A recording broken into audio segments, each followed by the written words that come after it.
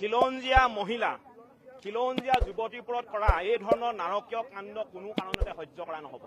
বাৰে বাৰে আমাৰ খিলঞ্জীয়া মহিলাৰ ওপৰত আক্ৰমণ কৰিব, বাৰে বাৰে আমাৰ খিলঞ্জীয়া যুৱতীক ধৰ্ষণ কৰিব, ধৰ্ষণ কৰি হত্যা কৰিব। এই ঘটনাটো সহজে আমি ল'ব কোনো কাৰণতে নোৱাৰো। এই ঘটনাবিলাক কোনবিলাক মানুহে কৰিছে? এই ঘটনাবিলাক কোনবিলাক মানুহে কৰিছে? জিমি দাসৰ পিছতে জিমি দাসক কোনে আক্ৰমণ কৰিছিলে? অখিলঞ্জীয়া মানুহে আক্ৰমণ কৰিছিলে। আজি নগাঁও ঢিঙৰ খিলঞ্জীয়া যুৱতীকে কোনে আক্ৰমণ কৰিছে? অখিলঞ্জীয়া মিয়া মুছলমানে আক্ৰমণ কৰিছে। গতিকে অখিলঞ্জীয়া খিলঞ্জীয়া মানুহৰ প্ৰতি দপদপনি, এই দপদপনি কিন্তু উফৰাই দিয়া হ'ব, কোনো কাৰণতে সহ্য কৰা নহ'ব। আজি শিৱসাগৰত থকা যিসকল খিলঞ্জীয়া ভূমিপুত্ৰ মুছলমান মানুহ আছে, এই খিলঞ্জীয়া ভূমিপুত্ৰ মুছলমান মানুহখিনি ওলাই আহিছে। কি কাৰণে ওলাই আহিছে? তেওঁলোকৰ নিজৰ অনাগত ভৱিষ্যতক লৈ তেওঁলোক শংকিত হৈ পৰিছে। আজি সমগ্ৰ অসমতে কিন্তু এই অনা অসমীয়া অনা খিলঞ্জীয়া মানুহৰ যি দপদপনি, এই দপদপনিৰ কাৰণে আমাৰ খিলঞ্জীয়া মানুহখিনি শংকিত হৈ পৰিছে।